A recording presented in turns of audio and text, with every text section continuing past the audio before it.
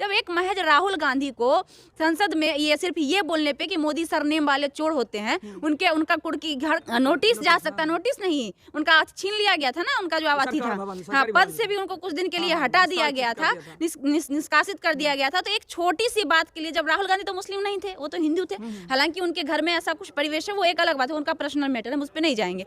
लेकिन है तो राहुल गांधी बोलते हैं कि हम एक हिंदू हैं, इंदिरा गांधी तो हिंदू थी, राहुल गांधी भी हिंदू खुद को मानते हैं। जब उनको वो नहीं छोड़े तो फिर इनको क्यों छोड़े लगेगा? जो लोग ये दिमाग में बैठा लिए हैं कि नहीं मुस्लिम का बात हमको नहीं सुनना है, जिसके दिमाग में ये भर दिया गया है गोबर कि नहीं मुस्लिम को भाई नहीं मानना है, मुस्लिम को अपना नहीं मानना है, वो कुछ भी बोलेगा, अच्छी बातें भी मुस्लिम बोलेगा तो उसको करवा लगेगा, खराब ही लगेगा, क्योंकि इसका माइंडसेट वही है कि ये नहीं सुनना है मुझे, मतलब कुछ भी बोलेगा तो वो गलत इंटेंशन ही लेगा। और अभी वर्तमान में जो मौजूदा भाजपा सरकार है वो उन्हीं में से एक है। इनफैक्ट जनता अब समझ रही है कि आप कौन सा एजेंडा चला रहे हैं, जनता ये समझ रही है कि आप कैसे देश में तानाशाह लाना चाह रहे हैं, जनता ये समझ रही है कि जनता को पिछले 15 सालों से आप लोग कैसे बरगला रहे हैं, और उसका जवाब जनता आपको देगी। उसके लिए आप बेफिक्र रहिए, जवाब भी आपको बहुत सॉलिड है। कोई चार्ज लगा दीजिए, तानाशाही तो आप कर ही रहे हैं, लोकतंत्र की हत्या तो आप कर ही रहे हैं, लोकतंत्र के चौथे स्तंभ मीडिया को आप स्थान नहीं दे रहे हैं, तो करिए ना, भर दीजिए पूरे भारत में जितने भी विपक्ष है और विपक्ष को मानने वाले विपक्ष के जितने भी समर्थक है, भरिए ना, आपके जेल में जगह कम पड़ जाएगा। नरेंद्र मोदी जी, बात है लोकसभा चुनाव में विपक्ष को कमजोर करना।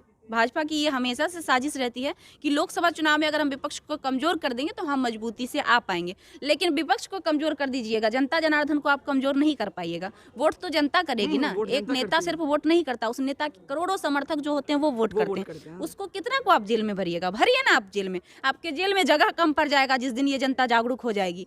नमस्कार, मैं अखलाक। मेरी मौजूदगी अभी बिहार के बेगूसराय में हुई है और हमारे साथ खुशबू रॉय जी हैं, जो पूरी भारत में एक्टिविस्ट के तौर पर फेमस है और बिहार में तो और बहुत ज़्यादा फेमस है, और एक शेरनी के तौर पर अच्छे से बेबाक इंटरव्यू देने वाली, बिहार में एक पटना से अच्छे इंटरव्यू देने वाली एक गर्ल है। और इससे बातचीत करेंगे कि अभी जो एक्टिविस्ट का बहुत बड़ा मुद्दा चल चुका है, जो ट्रेंडिंग अभी कर रहा है, मतलब कल 2-3 दिन पहले से मुफ्ती सलमान अजहरी, उस पर बात करते करते और बहुत सारे पब्लिक ओपिनियन लेंगे कि मतलब किस तरह का रहता है 2024 लोकसभा इलेक्शन, उस पर भी थोड़ी थोड़ी बात करेंगे, और अच्छे से एक एक्टिविस्ट के तौर पर क्या चल रहा पॉलिटिक्स में, बिहार में, झारखंड में, वो सब टॉपिक हल्का हल्का टच करेंगे और आप अच्छे से जान पाइएगा ओपिनियन।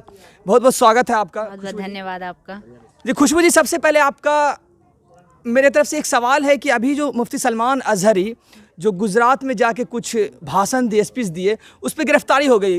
गुजरात की पुलिस मुंबई आके गिरफ्तारी करके ले गए। उस पर बहुत सारा दर्शक भी बहुत अलग तरह से उथल पुथल हुआ, लेकिन फिर भी कंट्रोल कर लिया गया प्रशासन के द्वारा।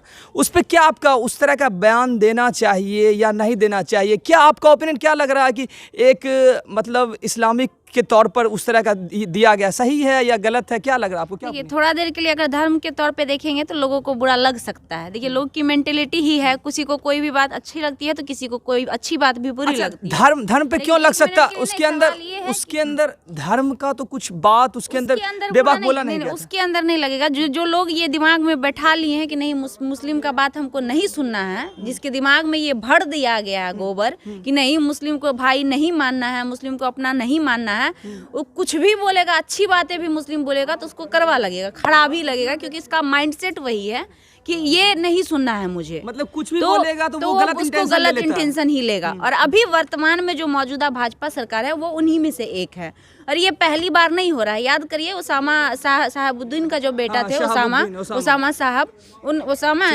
सिवान वाले, उनको भी गिरफ्तार किया गया था। और गिरफ्तारी का वजह क्या था पता है ना? मात्र मामूली एक गाड़ी नंबर की वजह से पकड़ा गया था, जो किसी और की गाड़ी थी।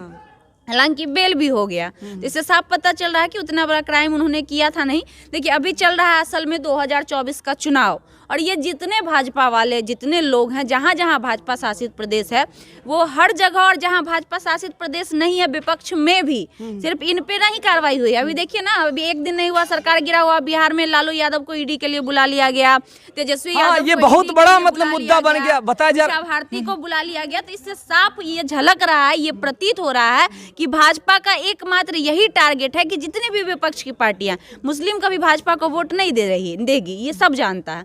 वो इसलिए नहीं देगी कि वो कट्टर नफरती हैं और वो कभी भी नहीं चाहते हैं कि हिंदू, मुस्लिम, सिख, ईसाई सब एक मिलजुल कर रहे। तो सिंपल सी बात है, वो उनको वोट नहीं करेंगे। तो वो उसको कैसे कमजोर करेंगे? अभी जब लोकसभा चुनाव है तो कैसे उनको कमजोर करेंगे और कैसे विपक्ष को कमजोर करेंगे ताकि वो सत्ता में बहुमत के साथ काबिज हो सके। तो जितने भी ऐसे व्यक्ति हैं जो चर्चित हैं, जितने भी ऐसे लोग हैं जिनके समर्थक हैं, उन लोगों को वो कमजोर करने का ये एजेंडा है। जब एक महज राहुल गांधी को संसद में ये सिर्फ ये बोलने पे कि मोदी सरनेम वाले चोर होते हैं, उनका कुर्की घर नोटिस जा सकता, नोटिस नहीं, उनका छीन लिया गया था ना, उनका जो अथी था, हाँ, पद से भी उनको कुछ दिन के लिए हटा दिया गया था, निष्कासित कर दिया गया था। तो एक छोटी सी बात के लिए, जब राहुल गांधी तो मुस्लिम नहीं थे, वो तो हिंदू थे, हालांकि उनके घर में ऐसा कुछ परिवेश है, वो एक अलग बात है, उनका पर्सनल मैटर है, हम उस पर नहीं जाएंगे।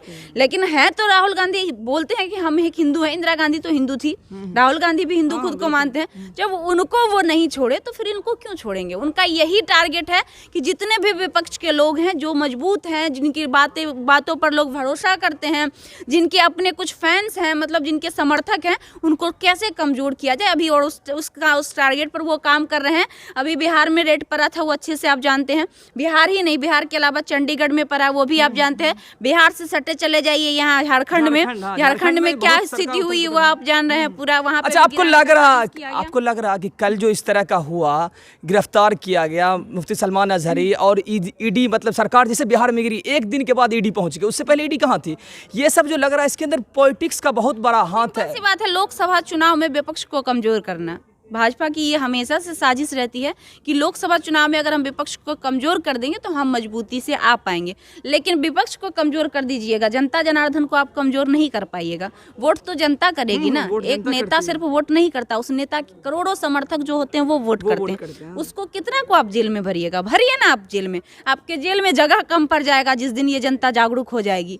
भरिए तो भर सकती हैं तो भरिए, पूरी जनता को, पूरी आवाम को जेल में भर दीजिए, किसी पे कोई केस लगा दीजिए, किसी पे कोई चार्ज लगा दीजिए। तानाशाही तो आप कर ही रहे हैं, लोकतंत्र की हत्या तो आप कर ही रहे हैं, लोकतंत्र के चौथे स्तंभ मीडिया को आप स्थान नहीं दे रहे हैं, तो करिए ना, भर दीजिए पूरे भारत में जितने भी विपक्ष है और विपक्ष को मानने वाले, विपक्ष के जितने भी समर्थक है, भरिए ना, आपके जेल में जगह कम पड़ जाएगा। नरेंद्र मोदी जी और जितने भी भाजपा समर्थक के लोग हैं जो इस तरह की गिरी हुई ओछी हरकत कर रहे हैं सिर्फ और सिर्फ राजनीतिक सत्ता हथियाने के लिए, उनसे हम ये कहना चाहेंगे कि ये सब करके आप कुछ नहीं हासिल कर लीजिएगा। इनफैक्ट जनता अब समझ रही है कि आप कौन सा एजेंडा चला रहे हैं, जनता ये समझ रही है कि आप कैसे देश में तानाशाह लाना चाह रहे हैं, जनता ये समझ रही है कि जनता को पिछले 15 सालों से आप लोग कैसे बरगला रहे हैं, और उसका जवाब जनता आपको देगी। उसके लिए आप बेफिक्र रहिए, जवाब भी आपको बहुत सॉलिड मिलने वाला है।